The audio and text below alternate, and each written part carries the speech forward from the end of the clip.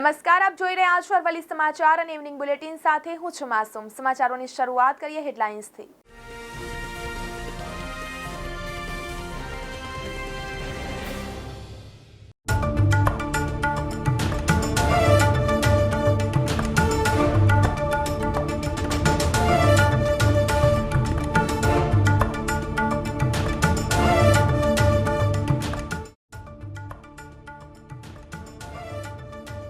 મસ્તીમાં ઝૂમી રહ્યા છે ઝૂમ ખેતી કરતા ખેડૂતો। ગુજરાતના ખેડૂતો માટે લોટરી સમાન છે ઝૂમ ખેતી।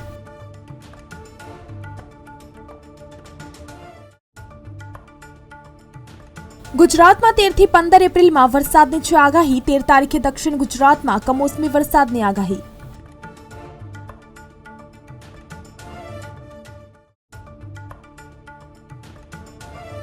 હાલમાં સોશિયલ મીડિયા પર એક મેસેજ સતત વાયરલ। આંગળી પર વોટિંગની શાહી હશે તો પરીક્ષામાં પ્રવેશ નહીં, તે માત્ર અફવા છે, આ વાતમાં કોઈ તથ્ય નથી।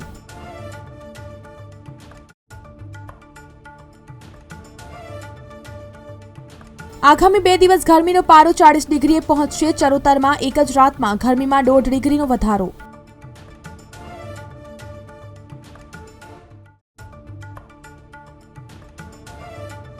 કેરીની આવક નોંધાઈ। યાર્ડમાં 14,500 કિલો કાચી કેરીની આવક। અથાણાની કેરીનું વેચાણ વધુ।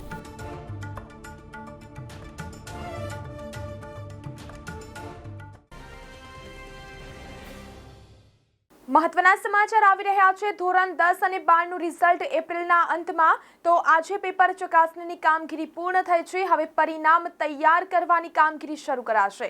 તો દર વર્ષ કરતાં આ વર્ષે 1 મહિનો વહેલું પરિણામ આવશે। તો ધોરણ 10 અને 12નું રિઝલ્ટ એપ્રિલના અંત સુધીમાં આવશે।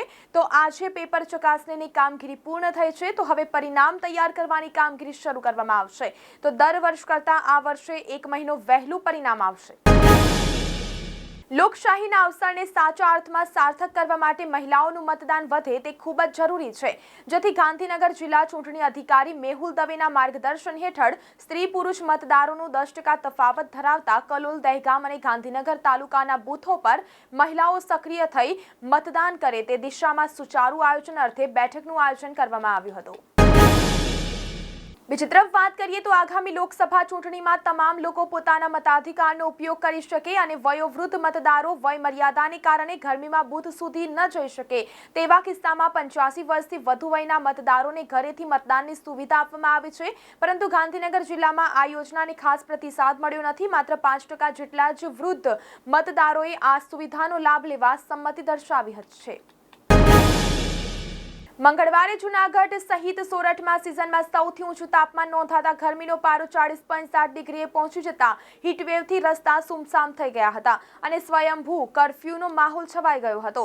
નવા સપ્તાહના પ્રથમ દિવસે સોમવારે જૂનાગઢ શહેરનું લઘુત્તમ તાપમાન 23.3 ડિગ્રી રહ્યા બાદ મંગળવારની સવારે આંશિક ઘટાડા સાથે લઘુત્તમ તાપમાન 22.7 રહ્યું હતું। લોકસભા સામાન્ય ચૂંટણી 2024 અન્વયે સુરેન્દ્રનગર જિલ્લામાં મહત્તમ મતદાન થાય તે માટે જિલ્લા ચૂંટણી અધિકારી અને કલેક્ટર કેસી સંપટના વડપણ હેઠળ જિલ્લા ચૂંટણી તંત્ર દ્વારા સઘન પ્રયાસો હાથ ધરવામાં આવી રહ્યા છે। મતદાર સાક્ષરતા માટે SVEEP, systematic voters education and electoral participation અને ટર્નઆઉટ ઇમ્પ્લિમેન્ટેશન પ્લાન અંતર્ગત ઠેર ઠેર મતદાન જાગૃતિ કાર્યક્રમો યોજવામાં આવી રહ્યા છે। પશ્ચિમ રેલવેના વડોદરા ડિવિઝનના વડોદરા ઘેરતપુર સેક્શનમાં આવેલા કણજરી, બોરિયાવી અને ઉત્તરસંડા સ્ટેશન વચ્ચે રેલવેના સ્ટીલ બ્રિજના નિર્માણ કાર્ય માટે બ્લોકને કારણે રાજકોટ ડિવિઝનમાંથી પસાર થતી ટ્રેનોની અસર થશે। આંશિક રીતે ટ્રેનો રદ કરાયેલ છે। આથી train Jamnagar Vadodara intercity express 10 એપ્રિલે અમદાવાદ સ્ટેશન પર શોર્ટ ટર્મિનેટ થશે। સમાચારોમાં વાત કરીએ તો જૂનાગઢ માર્કેટિંગ યાર્ડમાં કાચી કેરીનું વેચાણ થઈ રહ્યું છે। તેમજ મંગળવારના રોજ એક જ દિવસમાં 14,500 કિલો કાચી કેરીનું વેચાણ થયું છે। હાલ અથાણા માટેની કેરીનું વધુ વેચાણ થઈ રહ્યું છે। આ અંગે માર્કેટિંગ યાર્ડના સેક્રેટરી દિવ્યેશ ગજેરાએ જણાવ્યું હતું કે હવે કેસર કેરીની ધીમે ધીમે આવક થઈ રહી છે। જિલ્લાના દિવ્યાંગ મતદારો પોતાના મતાધિકારનો ઉત્સાહભેર ઉપયોગ કરી 100% મતદાન કરી લોકશાહીના મહાપર્વમાં ઉત્સાહભેર સહભાગી થાય તે હેતુથી આશાદીપ વિકલાંગ કલ્યાણકારી ટ્રસ્ટ જામનગર ખાતે દિવ્યાંગ સ્વાભિમાન સમર્પણ ચિંતન શિબિર 2024નું આયોજન કરવામાં આવ્યું હતું। બીજી તરફ વાત કરીએ તો ચરોતરમાં એક જ રાતમાં ગરમીમાં 1.5 ડિગ્રીનો વધારો થતા ગરમીનો પારો 38.5 ડિગ્રી નોંધાયો હતો. આગામી 2 દિવસ પારો 40 ડિગ્રી થવાની શક્યતાને પગલે હવામાન વિભાગે યલો એલર્ટ જાહેર કર્યું છે.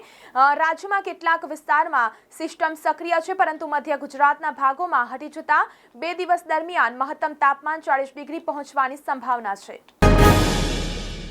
હાલમાં સોશિયલ મીડિયા પર એક મેસેજ સતત વાયરલ થઈ રહ્યો છે, જેમાં એવી માહિતી આપવામાં આવી રહી છે કે કોઈ પણ વિદ્યાર્થી આગામી સરકારી પરીક્ષા આપવા જતો હશે અને જો તેની આંગળી પર મતદાનની શાહીનું નિશાન હશે તો તેને તેમજ પ્રવેશ અપાશે નહીં. જોકે આ અંગે શું છે સાચી હકીકત તે પણ જાણીએ.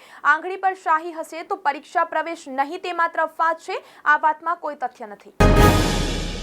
ખેતીની એક એવી પદ્ધતિ વિશે જે પદ્ધતિ લાંબા સમયથી લુપ્ત થઈ ગઈ હતી, ફરી એકવાર એ પદ્ધતિ ચર્ચામાં આવી છે. આજે એ પદ્ધતિથી ખેડૂતો કરી રહ્યા છે તગડી કમાણી.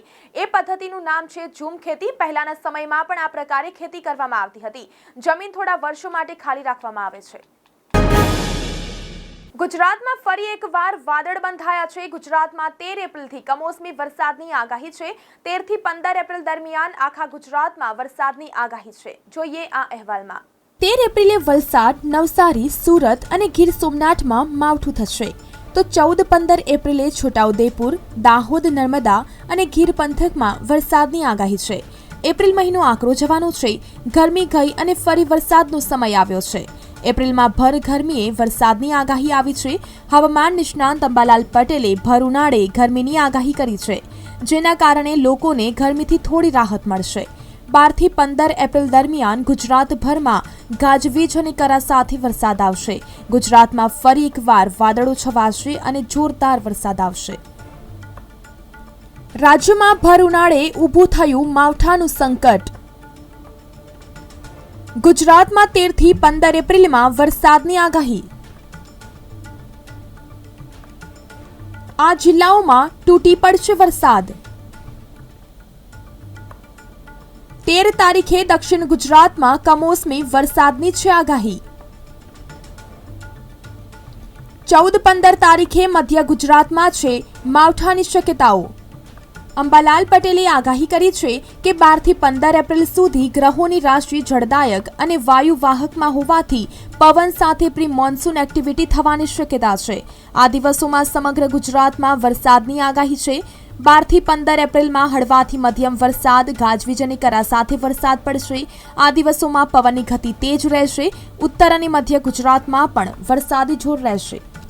તેમણે કહ્યું કે હજુ પણ ઉત્તર ભારતમાં વેસ્ટર્ન ડિસ્ટર્બન્સના કારણે જો ભારે બરફ પડે તો તેની અસર ચોમાસા ઉપર થશે.